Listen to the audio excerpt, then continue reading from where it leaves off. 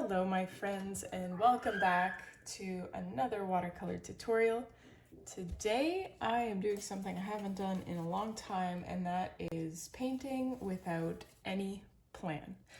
Well, my plan is it'll be like a moody pine tree painting, but I have no reference, I have no vision. It's just like whatever my paintbrush does in that moment. So we're primarily working with black watercolor. I'm taking, what is this, size 14, but you can use whatever brush you want. I have my piece of paper in a landscape position. And let's just go for it, see what happens. Sorry, those sounds are my daughter having a wonderful time with her grandmother. So, I'm gonna blend these guys out. What if we did, ooh, yes, Julia. Okay, this is a great opportunity to try out some more metallic colors. I just took metallic black. That's a little disappointing. Not happy with that, never mind. Scrap the metallic idea. Let's just go back to, let's use white to blend some of these sections together. So I am like taking full advantage of the fact that my mom is here watching. Like, she has been here for over a week. She's unfortunately leaving tomorrow, but because we got all of our landscaping done, I'm trying to use like this last full day to do some other things that are much easier to do when I don't have to keep my eyes on a toddler.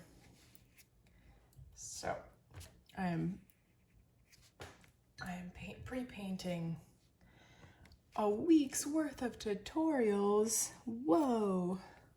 My plan, my goal is for other reasons. Usually I have my summer pre-painted, but for many reasons this year it just did not happen.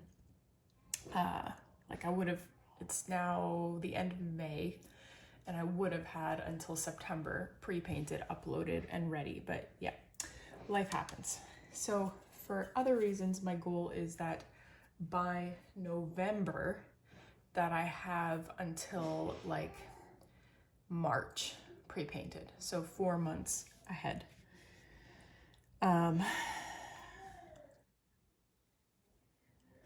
And I might talk about that in a future tutorial. But hey, maybe I'll still get some time to do the summer. Like, obviously it would be wonderful to be able to pre-paint at least a portion of the summer, or give myself a little bit more than half a week of time. Because yeah, the last 2 months, I would say, ever since I got back from Europe back in the beginning of April. So yeah, it's been almost 2 months of just like playing catch up, like sometimes filming and editing and uploading and doing all that the day before a tutorial is supposed to be released. So it's been a little chaotic, more than I am used to.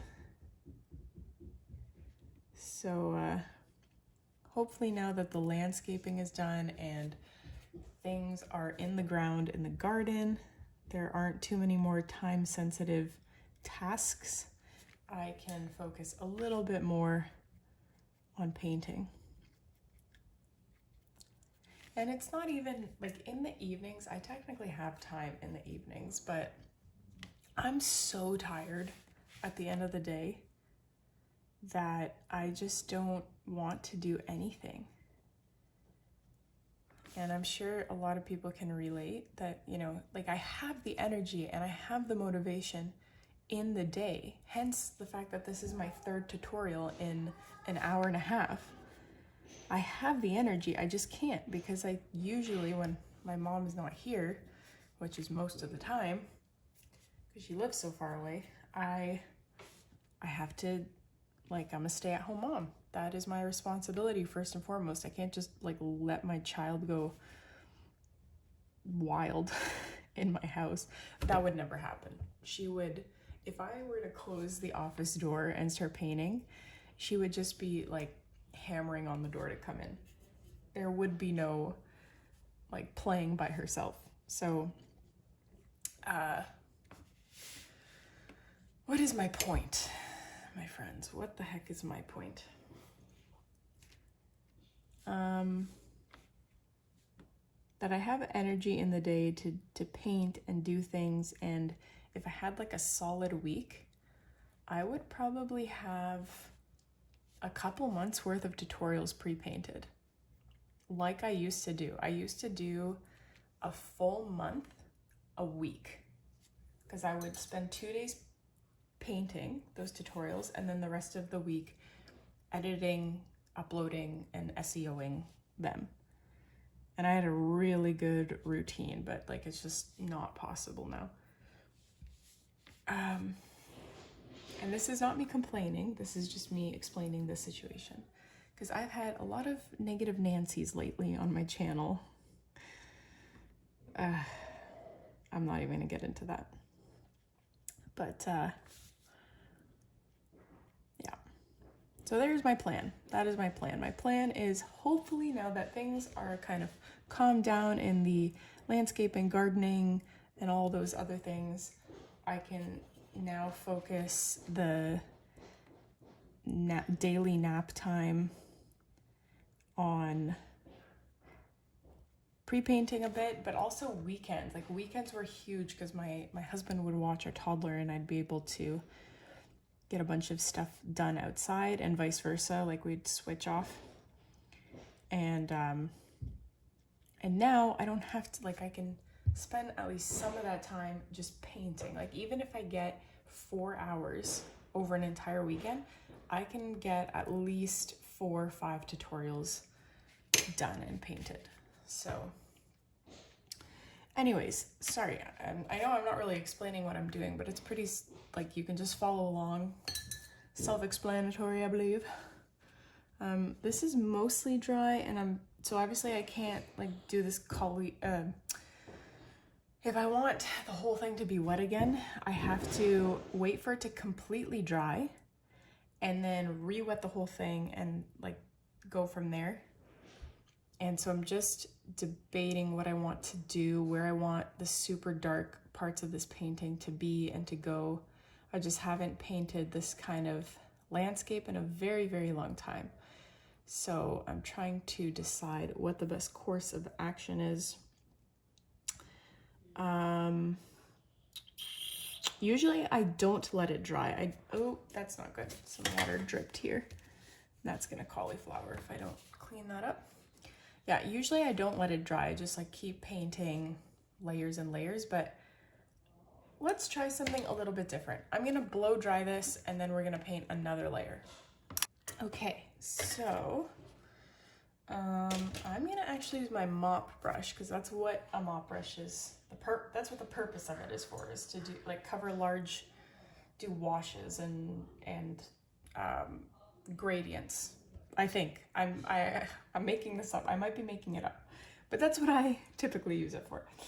So I'm gonna load up my mop brush with water and just like super quickly and hopefully evenly cover this with a layer of water. And I already see there's pooling here, so I have to be careful that I'm not letting water pool, because then it will reactivate, but too much, certain areas of the painting, and the water will come up. In fact, this is like too wet. I added too much.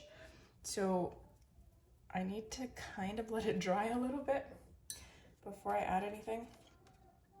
But let's see what we can do while it's this wet.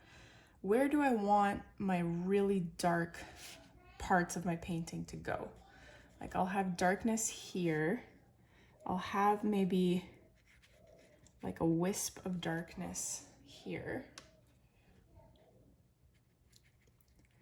Like a dark random cloud going up that way. And down here.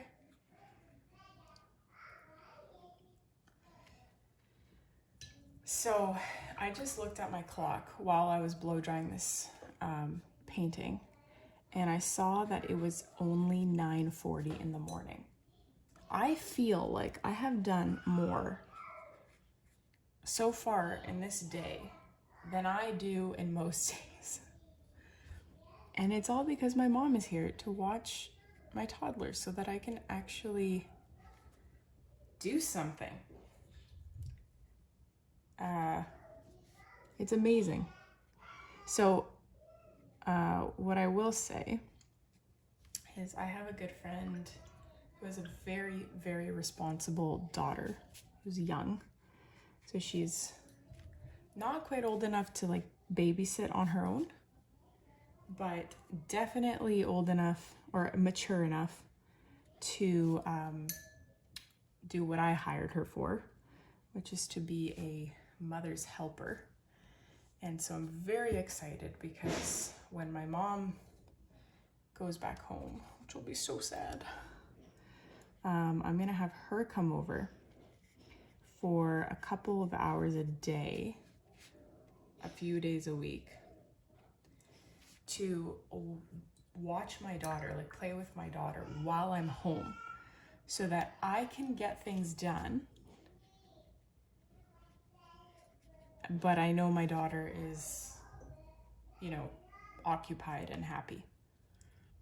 So I was originally gonna use it for gardening purposes, but I asked her to come between 8 and 10 a.m. because it just makes most sense for her schedule. That's like the time of day where nothing really needs to happen. Like she doesn't have a meal, she doesn't have a nap.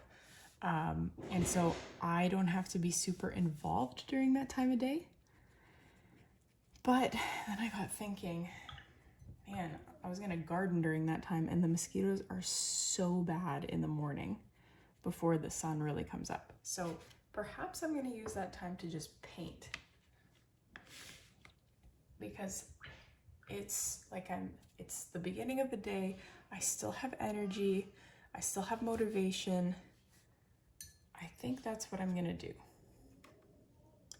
If you guys have any tips, things that worked for you when you had young kids, or if you are a young mom, what you do to help you.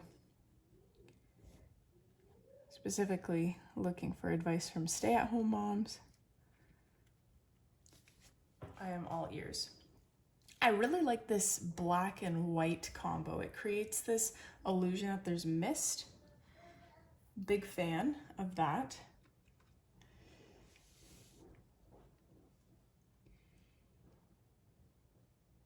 But I can see there are already sections that have dried, unfortunately.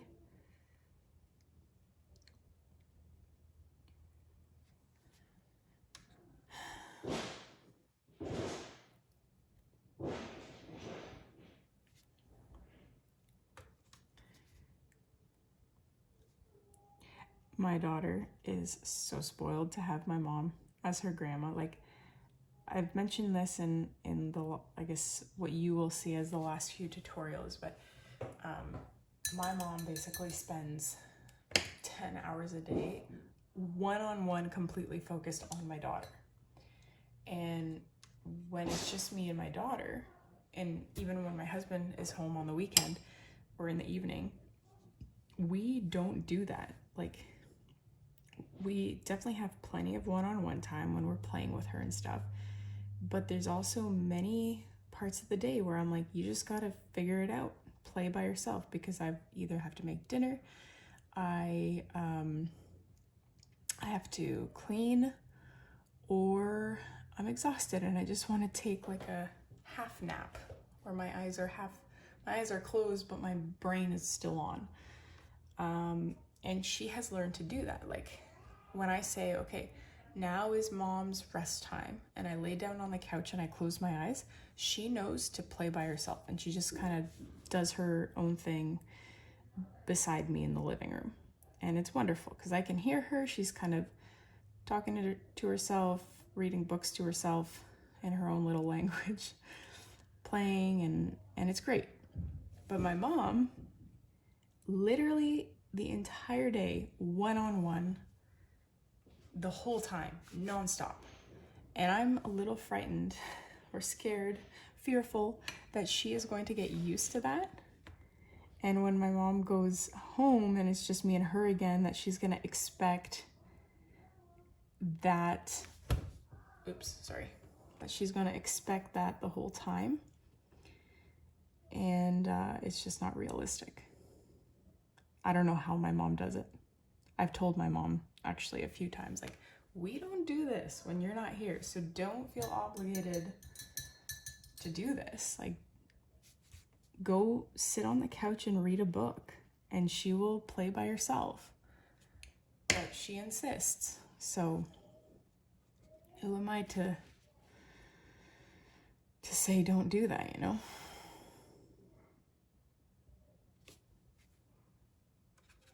But yeah, I don't even have the capacity to be able to do that. And it's so validating. I've read online other moms who are like, I like being a mom. I love my children, but playing, you know, toddler in the way that you would with a toddler is incredibly boring. And I was like, okay, so I'm not the only one that feels that way. I'm not the only one that feels extremely bored reading the same book for the 25th time in a row, or, you know, building a tower just for it to be knocked down for the 74th time in the span of 10 minutes. Again, this is not me complaining for people that get easily offended. This is just me sharing my experiences. And also trying to validate, if there's any other young moms, you are definitely not alone in feeling that way. And my goodness, does good weather help. I always get a little bit of like winter sadness. Some years are worse than others. This year it was like quite intense for a few reasons. Like, we were building a house. It was just really stressful.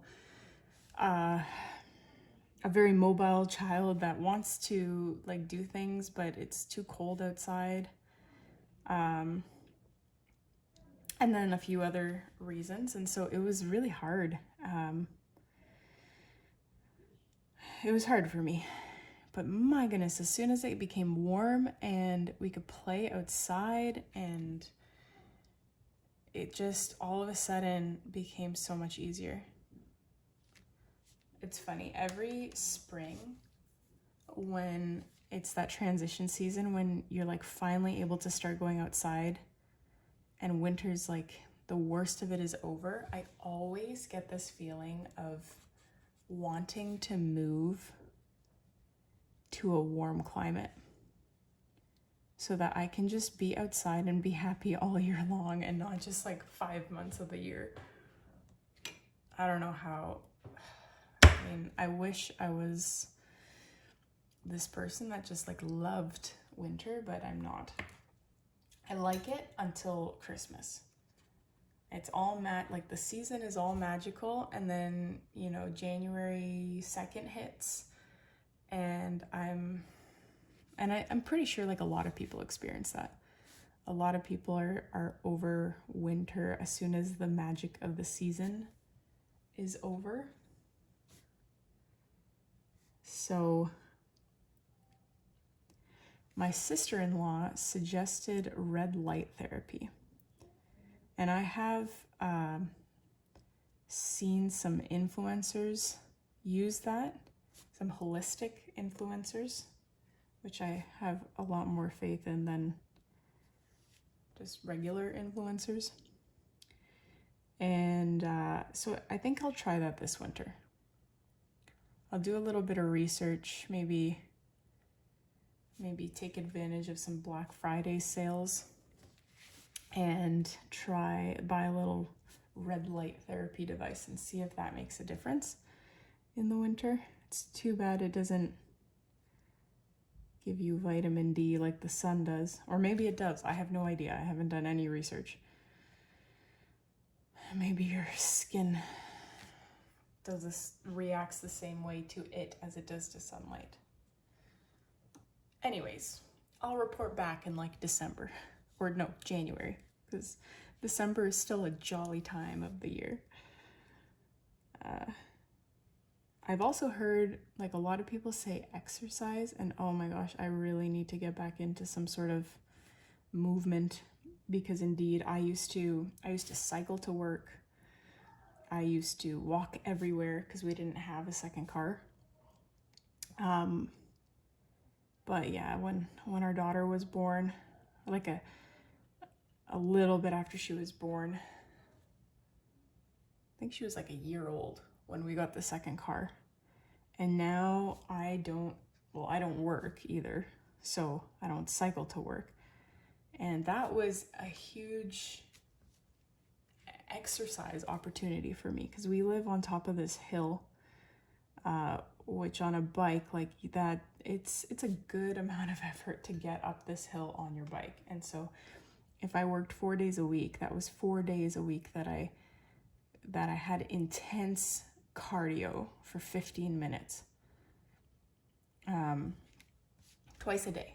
Although one way I'm obviously going down the hill, but still. And then at work, I was standing for 6 to 8 hours. So I was getting way more physical activity than I do now.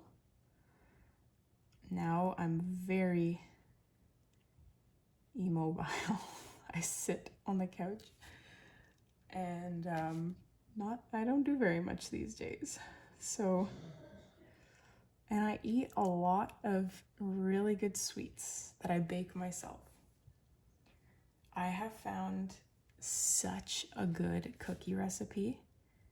Oh my gosh, I've made it a few times. Because you know when you just use a standard cookie recipe with flour, eggs, sugar, they all taste the same to me. They're all like the same flavor, just a different variety of it. But these cookies, I don't know whether it's because I use coconut oil instead of butter and coconut sugar instead of regular sugar, or maybe it's like the combination of ingredients, but it is so good.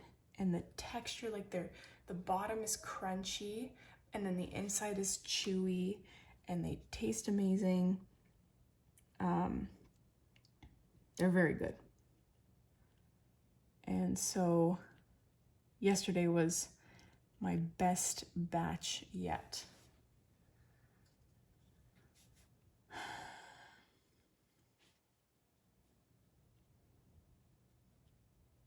So I know I've just been rambling on about random things.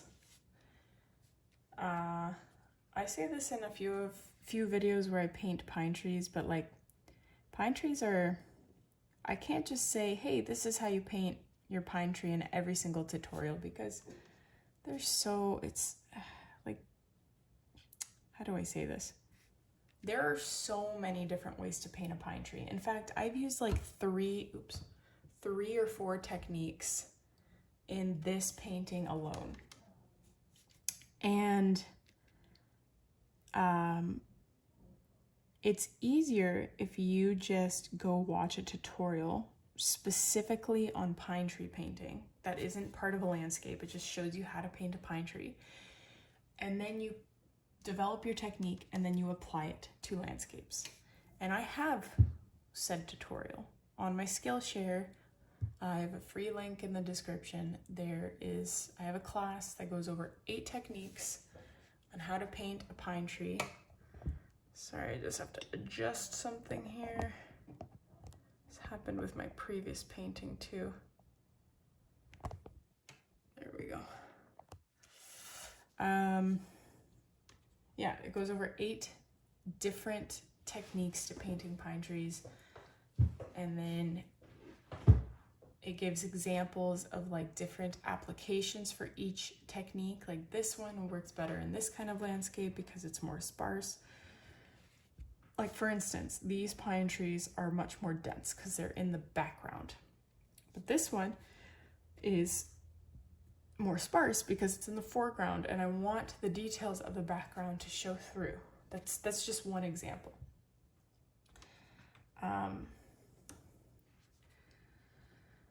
Anyways, I think I'm gonna add actually some deciduous trees to this painting.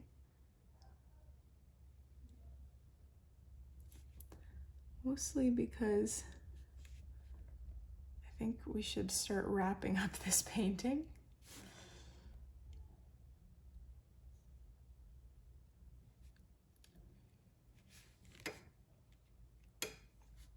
I don't know. I don't want it to look like a Halloween painting. So I do need to be mindful of that.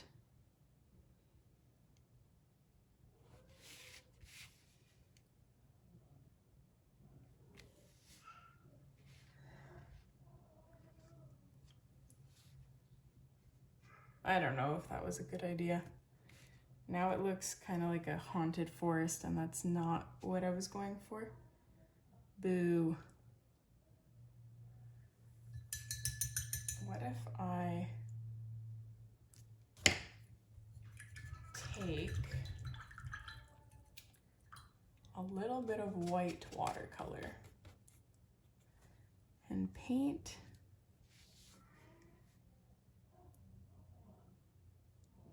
a white pine tree? Am I gonna regret this decision? I might, because sometimes I just don't know when to stop. And white is a lot more unforgiving, sorry.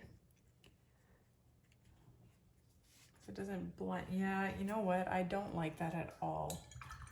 How can we fix this? Let me try to take off. Oh man, I might have to blend this in somehow. But the problem with that is it will cauliflower for sure. So what I'm gonna do is dab that dry to prevent most of the cauliflowering. And it's as if it never happened until it cauliflowers.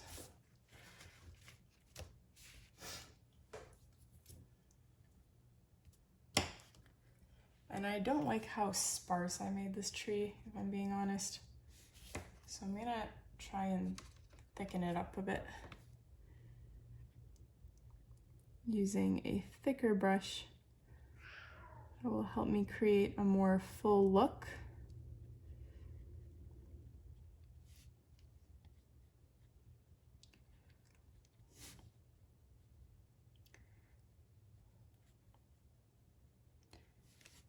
It's a little bit better.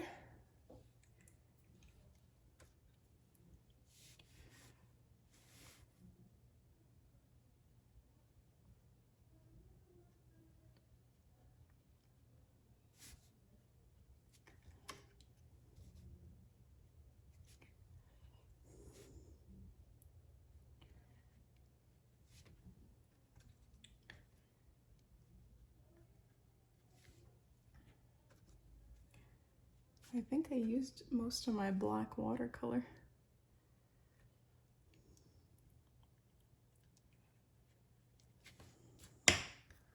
Let's just go in with a thinner brush. Just add a little bit more detail to this tree.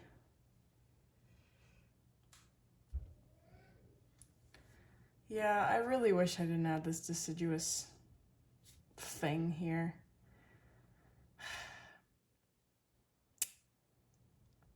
It doesn't. Now I almost want to add another one so it doesn't look so random. So I'll just do like a little guy next to him, so it doesn't look so lonely. Okay, so there's a few things I was thinking about also doing, like adding some birds flying in the sky or some white for snow falling, but I think that might be too much. So I'm gonna leave it at that. Peel this off, see what we have.